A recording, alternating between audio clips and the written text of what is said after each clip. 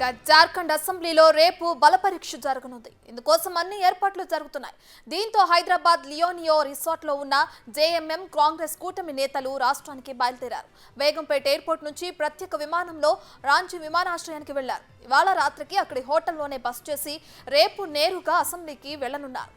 బల నిరూపణకు హాజరు కానున్నారు కూటమి ఎమ్మెల్యేలు. వీరితో పాటు మాజీ సీఎం హేమంత్ సోరెన్ కూడా ఓటు హక్కు వినియోగించుకోనున్నారు.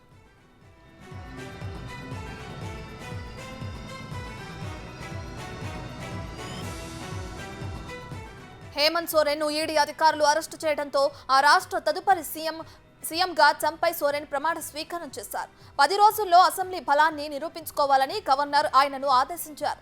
ఈ క్రమంలో ఎమ్మెల్యేలు ఎలాంటి ప్రలోభాలకు గురి కాకుండా అధికార జేఎంఎం కాంగ్రెస్ ఆర్జేడీ కూటమి క్యాంప్ పాలిటిక్స్ కు తెరలేపి ఎమ్మెల్యేలను హైదరాబాద్ కు తరలించారు. Is landing in Hyderabad now? At a floor test. Yeah. And both sides are fighting. Yeah. When the government decides to fight the undemocratic way, Yes. the opposition has a right to fight. Yes. Sir अब safe आप लोग So you'll form the government tomorrow and There's no doubt we'll not only form the government, we'll run the government fully. We will come back with majority now that the people are on our side. Yeah. They've seen the naked dance of power Yeah. and money. thank you very much.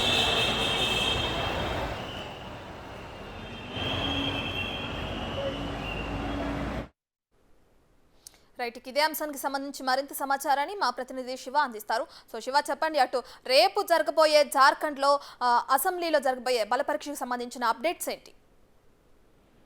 రేటర్న రేపు జార్ఖండ్ నూతన ప్రభుత్వం కొలువుదీరబోతుంది. అంటే జార్ఖండ్ ముఖ్యమంత్రిగా అంటే భూ కుంభకోణం money laundering కేసులో ED అధికారులు అదుపులో హేమంత్ సోరెన్ అదుపులో తీసుకున్న తర్వాత తన తదుపరి వారసుడిగా చంపై సోరెన్ ను ప్రకటించారు. తర్వాత 2 రోజుల తర్వాత చంపై సోరెన్ ప్రమాణ స్వీకారం చేశారు. ప్రమాణ స్వీకారం చేసిన రోజే మరుసటి రోజు అంటే అక్కడ మ్యాజిక్ ఫిగర్ అనేది 41 ఉంటుంది. మొత్తం 81 అసెంబ్లీ నియోజకవర్గాలకు సంబంధించి మ్యాజిక్ ఫిగర్ 41, కానీ అక్కడ జేఎంఎం కున్న ఎమ్మెల్యేల సపోర్ట్ 43. కానీ ఈలోపు ఎమ్మెల్యేలను ప్రలోభాలకు చేసే అవకాశం ఉందనే భయపడే నేపథ్యంలో, ఆందోళన నేపథ్యంలో జార్ఖండ్ నుంచి రాంచీ ఎయిర్పోర్ట్ కు వచ్చి అక్కడి నుంచి నేరుగా బేగంపేట ఎయిర్పోర్ట్ కు వచ్చారు. అక్కడ నుంచి ఈ ఎమ్మెల్యేల బాధ్యత అంతా తెలంగాణ సీఎం రేవంత్ రెడ్డికి ఏఐసిసి అగ్రనాయకత్వం అప్పగించింది. తర్వాత అక్కడి నుంచి హైదరాబాద్ వచ్చిన తర్వాత నిన్నటి నుంచి కూడా ఇక్కడే 2 రోజుల నుంచి హైదరాబాద్ లోనే బస్ చేశారు. వారందరికీ కూడా అన్ని ఏర్పాట్లు చేశారు. ఇక ఈ రోజు మరి కాసేపట్లోనే ప్రత్యేక విమానాల్లో ఇక్కడ నుంచి మళ్ళా రాంచీ వెళ్తారు. రేపు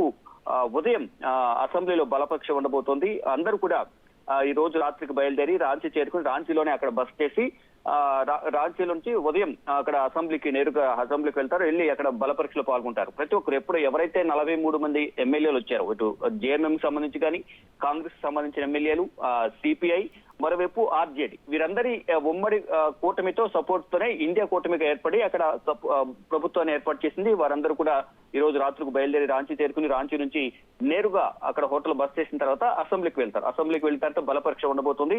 ఈ బలపరీక్షలో ప్రతిపక్షాలకు సంబంధించిన ఎమ్మెల్యేలందరూ కూడా పాల్గొనబోతున్నారు. మరోవైపు ఈ ఎమ్మెల్యేలను కాపాడుకునే ప్రయత్నంలో ఎవరు కూడా బీజేపీ వైపు వెళ్లకుండా కూడా అన్ని ప్రయత్నాలు కొనసాగించారు. అయితే మొత్తంగా ఇప్పటివరకు 43 మంది ఎమ్మెల్యేలు ఉన్న నేపథ్యంలో వారందరినీ కూడా రేపు బలపరీక్షలో పాల్గొనేందుకు నిర్ణయం తీసుకున్నారు. వీరితో పాటు మాజీ సీఎం హేమంత్ సోరెన్ కూడా బలపరీక్షలో పాల్గొనేందుకు రాంచీ కోర్టు కూడా అనుమతి ఇచ్చింది. రేపు ఈ బలపరీక్షలో జార్ఖండ్ మాజీ సీఎం హేమంత్ సోరెన్ కూడా పాల్గొనబోతున్నారు. ఇప్పటికే నూతన సీఎంగా చంపై సోరెన్ ప్రమాణ స్వీకారం చేశారు. ఇప్పుడు బలపరీక్ష 10 రోజుల్లో చేసుకోవాలని తెలిపిన నేపథ్యంలో రేపు బలపరీక్ష ఉండబోతోంది. బలపరీక్ష ముగిసిన తర్వాత యథావిధిగా ఇక కేబినెట్ కి సంబంధించి కూడా నిర్ణయం తీసుకునే అవకాశం కనిపిస్తుంది. రత్న, శివ, రైట్, ఇక రేపు జరగబోయే బలపరీక్షకు సంబంధించి ఏ సమయానికి స్టార్ట్ అవబోతుంది, ఏంటి, దీనికి సంబంధించిన డీటెయిల్స్ ఏమైనా ఉన్నాయా? రేపు మాక్సిమం ఉదయం 11 గంటలకు ఈ బలపరీక్షకు సంబంధించి సమావేశం జరిగే అవకాశం ఉన్నట్లు కూడా సమాచారం అందుతుంది. అంటే గతంలోనే 10 రోజుల్లోగా ప్రమాణ స్వీకారం చేసిన తర్వాత 10 రోజుల్లోగా బల నిరూపణ చేసుకోవాలంటూ కూడా సిపి రాధాకృష్ణన్ జార్ఖండ్ గవర్నర్ తెలిపిన నేపథ్యంలో వారిని ప్రమాణ స్వీకారం చేసిన వెంటనే హైదరాబాద్ తీసుకొచ్చారు. ఇక్కడ నుంచి మళ్ళా ఈ రోజు రాత్రికి బయలుదేరి రాంచీ వెళ్తారు. రాంచీ నుంచి డైరెక్ట్ గా అసెంబ్లీకి వెళ్లి అక్కడ బలపరీక్ష అనేది ఉదయం 11 గంటలకు 10-11 గంటల మధ్యలో ఉండే అవకాశం ఉన్నట్టు కూడా మనకు విశ్వసనీయ వర్గాల నుంచి అయితే సమాచారం వెళ్తుంది. ఈ 10 నుంచి 11 గంటల మధ్యలో బలపరీక్ష పూర్తయిన తర్వాత తదుపరి భవిష్యత్ కార్యాచరణపై ఉన్న 43 ఎమ్మెల్యేలలో మళ్ళీ కేబినెట్ కూడా కొలువు తీరాల్సి ఉంటుంది కాబట్టి వారిలో ఆ ప్రభుత్వ కార్యకలాపాలకు సంబంధించి ఈ కేబినెట్ సంబంధించి కూడా తుది నిర్ణయం తీసుకునే అవకాశం ఉంటుంది. కేబినెట్ రూపకల్పనలో రేపు హేమంత్ సోరెన్ కూడా రాబోతున్న నేపథ్యంలో బలపరీక్షకు ఆయన నిర్ణయాలు కూడా తీసుకుని ఆయన సూచనల మేరకు ఈ కేబినెట్ విస్తరణ కూడా ఉండే అవకాశం అయితే ప్రధానంగా కనిపిస్తోంది. రత్న రైట్ శివ, అంత ఓవరాల్ గా చూసుకుంటే అందరితో పాటు ఇటు ఓటు హక్కును కూడా వినియోగించుకొని ఉన్నారని తెలుస్తోంది మాజీ సీఎం హేమంత్ సోరెన్. దీనికి సంబంధించిన పూర్తి డీటెయిల్స్ ఏంటి? రేపు ట్రస్ట్ ఓటింగ్ ఏదైతే ఉంటుంది, బల నిరూపణకు సంబంధించి ఏదైతే ట్రస్ట్ ఓటింగ్ ఉందో దీనిలో పాల్గొనేందుకు అంటే రేపు 5వ తేదీ రేపు జరగాల్సిన విశ్వాస ఓటింగ్ లో పాల్గొనేందుకు జార్ఖండ్ మాజీ సీఎం హేమంత్ సోరెన్ కు రాంచీలోని ప్రత్యేక కోర్టు అనుమతించింది. శనివారమే దీనికి సంబంధించి అనుమతి ఇచ్చింది. ఇక జార్ఖండ్ ముఖ్యమంత్రిగా టెంపై సోరెన్ శుక్రవారం ప్రమాణ స్వీకారం చేశారు. చేసిన తర్వాత ఆయనకి పర్మిషన్ లభించిన నేపథ్యంలో అంటే మొత్తం ఈ వ్యవహారాన్ని మొత్తం కూడా ఎప్పుడైతే ప్రమాణ స్వీకారం చేశారో ఎమ్మెల్యేలను కాపాడుకునే ప్రయత్నం సంబంధించి కానీ అక్కడికి వారికి కల్పించాల్సిన ఏర్పాటుకు సంబంధించి కాంగ్రెస్ అగ్రనాయకత్వం ఎప్పటికప్పుడు తెలంగాణ సీఎం రేవంత్ రెడ్డితో మాట్లాడుతున్నారు. వారికి కావాల్సిన భద్రత కానీ వారికి కావాల్సిన ఏర్పాట్లకు సంబంధించి కానీ హోటల్లో కూడా ఎటువంటి ఇబ్బందులు లేకుండా ప్రతి ఒక్కరికి ప్రతి 4 ఎమ్మెల్యేలకు ఒక కేర్ టేకర్ కూడా అక్కడ ఏర్పాటు చేశారు. మొత్తం ఎమ్మెల్యేలకు భారీ భద్రతను ఏర్పాటు చేశారు. ఎవరు కూడా అక్కడున్న భద్రతను దాటి వారితో మాట్లాడేందుకు కూడా పర్మిషన్ లేకుండా వారితో మాట్లాడేందుకు కూడా అక్కడ అనుమతి నిరాకరించారు. ఈ నేపథ్యంలోనే 2 రోజుల నుంచి కూడా హైదరాబాద్ లో మకాం వేసిన వారందరినీ చాలా జాగ్రత్తగా భద్రంగా రేవంత్ రెడ్డి ఆధ్వర్యంలో అక్కడ వారందరికీ ఏర్పాట్లు చేశారు. బసకు సంబంధించి కానీ మొత్తం అన్ని రకాల ఏర్పాట్లు అయితే చేశారు.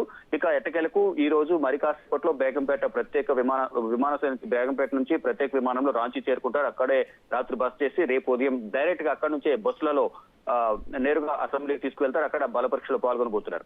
ఇక ఈ హేమంత్ సోరెన్ కూడా పర్మిషన్ లభించడంతో హేమంత్ సోరెన్ కూడా బల పరీక్షలో పాల్గొంటారు. తన ఓటు హక్కును వినియోగించుకోబోతున్నారు. ఇక నెక్స్ట్ ఇంతకుముందు చెప్పినట్టుగా భవిష్యత్ కార్యాచరణ భవిష్యత్ రాజకీయాలకు సంబంధించి ప్రభుత్వ పాలన గురించి కేబినెట్ లోకి ఎవరెవరు ఉండాలి అంటే ముఖ్యమంత్రి మారిన తర్వాత మళ్ళీ కేబినెట్ కూడా కొంత మార్పులు చేర్పులు ఉండే అవకాశం ఉంది. కాబట్టి కేబినెట్ లో మంత్రులను శాఖలను మారుస్తారా లేకపోతే ముందు ఉన్న మంత్రులు ఉంచుతారా అనే దానిపై కూడా రేపు హేమంత్ సోరెన్ కూడా ఈ బల పరీక్షలో పాల్గొంటున్న నేపథ్యంలో ఆయన సలహాలు సూచనలు కూడా తీసుకుని హేమంత్ సోరెన్ సలహాలు తీసుకుని టెంపై సోరెన్ తన పాలన కొనసాగించే అవకాశం అయితే ప్రధానంగా ఉంది. రత్న రైట్, థ్యాంక్ యూ శివ.